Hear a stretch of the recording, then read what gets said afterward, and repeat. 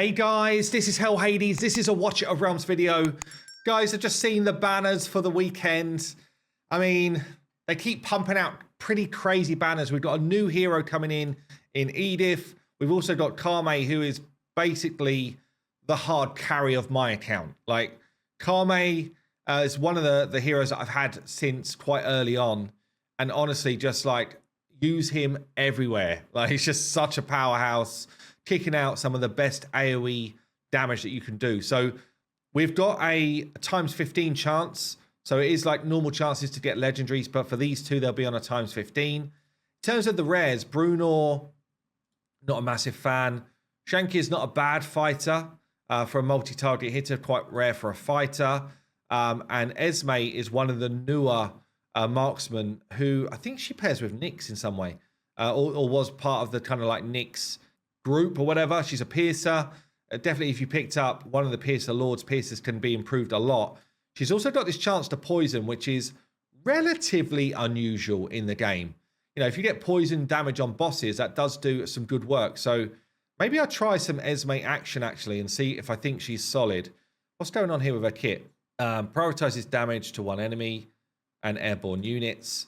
When activated, it's quite high, costing out 1,000. Increases damage by 45%. Each basic attack lands 2 hits. The second hit will attack a random enemy in range. And then when the hero's basic attack kills someone with poison, deals AoE damage around the target as well. Pretty interesting. Anyway, Esme is part of the group. But yeah, Karr, super high damage mage. One of the highest damage mages in the game, certainly for non-lord. For me on my account, probably like a top 2 champion that I own, next to Silas now. Silas is more of a recent one for me. So we've got damage to 2 enemies on the basic attack. The ult deals 320% AoE damage for 15 seconds. And then you can extend that to 20 seconds. And you can get it up to 400% with books. Definitely worth booking out a Karr. Just such a high damage unit. We've got here as well, every 7 attacks applies curse. So curse units unable to perform a basic attack for 2 seconds. So in something like Gear Raid 1, where they're just pounding on that wall, this is just nice to take less damage to the wall. The next attack to an enemy target with curse can trigger Obliteration Strike again. So pretty cool. And then we've got Infernal Plague. Upon killing a target, the enemy's attack will bounce to 2 other enemies, doing more damage as well. Yeah, really, really good unit. I've actually got an A1, which means my Infernal Plague bounces. A2 will give me a bit more damage. A3 increases the ultimate attack range. Doesn't tell me by how much, but I mean, it's got to be good. The A5, I'm just interested to see this, honestly. When dealing damage, Infernal Plague inflicts curse on the target. And now curse goes up to 3 seconds. Yeah, pretty nuts. I do have as well the faction lord, Venoma, who is nuts alongside Karr, because basically get instant ults. So yeah, even more reason for me. And I'm wondering if I want to go any more. Like, do I want to pull for Karr to try and get like enhancements? Not sure. Edith though. So Edith is the new champion, a new tank that's joined the game. Let's take a look. Centaur with a nice flowing mane. Pretty cool design, I think. Yeah, pretty cool design. Don't have reviews already, no. So defender, now she's got all her blurb. She's got knockback and she's defense focused. It's pretty rare in this game, but she will do damage based on her defense. So she's potentially a tank that hits. I don't know if I've not seen any content from like a Forerunner or anything like that, so I'm not sure if she hits hard, but it'd be interesting to see. All damage dealt scales off of defense. I think there's maybe like a couple that do this well so far in this game. When deployed, immediately gains 2 stacks of Equine Aegis. When taking damage, consumes 1 stack to reduce damage by 30%. So just an inbuilt buff to reduce the damage you're going to take. Each stack owned increases damage dealt and healing received as well.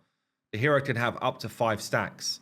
So You can use 5 stacks to basically reduce your damage, and you can get 50% more damage and more healing when this is stacked right up.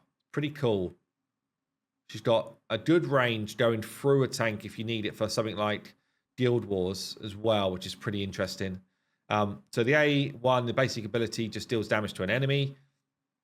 The ultimate here. Oh, I like that. Oh, yes. That's nice animation right there. So basically, like, the spirit form goes through a wave of enemies. Oh, man, that's actually really cool. So Dauntless Charge, when the skill is activated, each attack deals 150% AoE damage up to 8 enemies in range. Lasts for 15 seconds. So whereas it's got like this 3 or 2 space size in front of Edith here, looks like the AoE just goes like in a full line. Ultimate will knock back the enemies with 2 times strength. So pushing them back a bit as well. That's pretty cool. So we've got shield recharge as a it's an auto, but on 40 seconds cooldown by the looks of it. So you get 1 stack of Equine Aegis every 40 seconds. Whenever the hero knocks back an enemy, the skill's cooldown is reduced by 1 second. So if you're pushing through a wave of like 5 or 6, you get this back super quick, and the cooldown can book down to 30 seconds. Feels pretty cool, actually. And then Warrior's Resolve as a passive here. If the hero takes no damage, increases defense by 3% and physical damage reduction by 3% for 6 seconds, up to 15%. The effect disappears upon taking damage. Okay. That's an interesting one. So you're kind of like building up to a big hit before you take damage. So getting her down early will definitely help your cause. Let's see what the Awakenings are like here. When deployed, gains 2 extra stacks of Equine Aegis. That's actually a really good starting point. Defense. Each stack of Equine Aegis grants 4% defense. That's actually quite cool in the A3. All damage reduction improved by 8% on the 4. When Equine Aegis is generated by shield recharge, 50% chance to get 1 stack. Oh, grant 1 stack to an ally. Damn, the A5 is kind of nuts. There you go. So we've got this going on. There's a normal kind of like 2 times going on at the same time, and there is an Ancient's Summon banner as well. A lot of people are just holding these because apparently there's some big bad boy lords on their way. But yeah, there you go. Let me know. Are you pulling your summons for a Karr special this weekend? If I didn't have him, I definitely would. Anyway, I've been Hell Hades. I'll see you in the next one.